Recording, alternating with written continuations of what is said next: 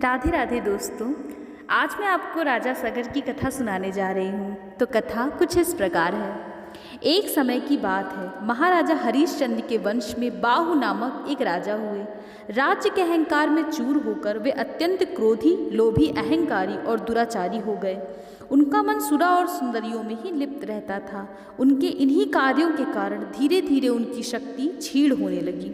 राजा बाहु की अनेक रानियां थीं, जो उन्हीं के समान अहंकारी, ईर्ष्यालु और दुष्ट प्रवृत्ति की थी। इनमें यादवी नामक एक रानी से बाहु बहुत ही प्रेम करते थे। वह अत्यंत सुंदर सुशील तो थी ही, वह अतिथि प्रिय और संस्कारी भी थी।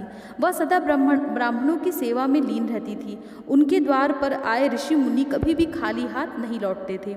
वह वस्त्र, अन्न और धन का दान देकर उनके भंडार भर दिया करती थी। उसके इसी निश्चल सेवा भाव के कारण राज्य में उसकी प्रसिद्धि थी। उसका यश सुनकर अन्य रानियां उससे ईर्ष्या करती थीं। एक बार राज्य में एक परम तपस्वी ऋषि का आगमन हुआ। वे एक एक कर सभी रानियों के पास गए, किंतु उन्होंने उनका अपमान कर उन्हें वापस निकलवा दिया। अंत में जब वे रानी यादवी के महल में पहुँचे तो बड़े ही भक्ति भाव से उनका आदर सत्कार किया। फिर उनकी विधिवत पूजा आराधना कर उन्हें भोजन करवाया। उसके इस सेवा भाव से प्रसन्न होकर तपस्वी ने उसे पुत्रवती होने का वरदान दिया। उनके वर स्वरूप शीघ्र ही यादवी गर्भवती हो गई। जब अन्य रानियों को यह समाचार मिला तो वे मन ही मन सोचने लगी, महाराज हमसे अधिक यादवी से प्रेम करते हैं, जिसके कारण वह सदा हमें नीचा दिखाती रहती है, और अब यदि उसे पुत्र हो गया तो महाराज हमारा पूर्णतया ही त्याग कर देंगे। इसलिए हमें यादवी और उसके पुत्र को हमेशा के लिए अपने मार्ग से हटा देना चाहिए। ईर्ष्या और द्वेष के कारण उनकी बुद्धि पूर्णतया नष्ट हो चुकी थी। पाप और पुण्य के बीच का भेद वे भूल चुकी थी। उन्होंने रानी यादवी को छल पूर्वक विष दे दिया, किंतु उसके पुण्य कर्मों और तपस्वी के वरदान के फलस्वरूप विष उसके गर्भ में ही जाकर एकत्रित और निष्प्रभावी हो गया।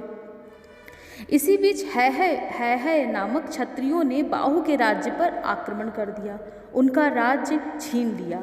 तब दुखी बाहु अपनी पत्नी यादवी के साथ वन में चले गए और वहीं निवास करते हुए अपने प्राण त्याग दिए। यादवी बड़ी पतिव्रता स्त्री थी। वह भी पति के शव के साथ चिता पर बैठ गई। अभी वह चिता में अग्नि लगाने ही वाली थी कि तभी वहां पर और नामक मुनि आ पहुँचे। उन्होंने यादवी को चिता में जलने से रोक लिया और उसे साथ लेकर अपने आश्रम में लौट आए। यहीं पर उसने एक पुत्र को जन्म दिया। गर अर्थात विष के साथ उत्पन्न होने के कारण वह बालक सगर नाम से प्रसिद्ध हुआ। महर्षि औरव ने उसे वेदों और शास्त्रों के साथ साथ दुर्लभ अस्त्र शस्त्र की विद्या प्रदान की। आगे चलकर सगर ने है वंशी क्षत्रियों को परास्त कर अपना राज्य पुनः प्राप्त कर लिया। सगर के वंश में ही राजा भागीरथ का जन्म हुआ था, जो गंगा को पृथ्वी पर लेकर आए थे। तो दोस्तों, अगर आपको ये कथा अच्छी लगी है तो प्लीज़ इस कथा को और लोगों में शेयर कीजिएगा। और हाँ, अगर आपने चैनल को अभी तक सब्सक्राइब नहीं किया है तो प्लीज़ हमारे चैनल को सब्सक्राइब कीजिएगा। धन्यवाद। राधे राधे। जय श्री कृष्णा।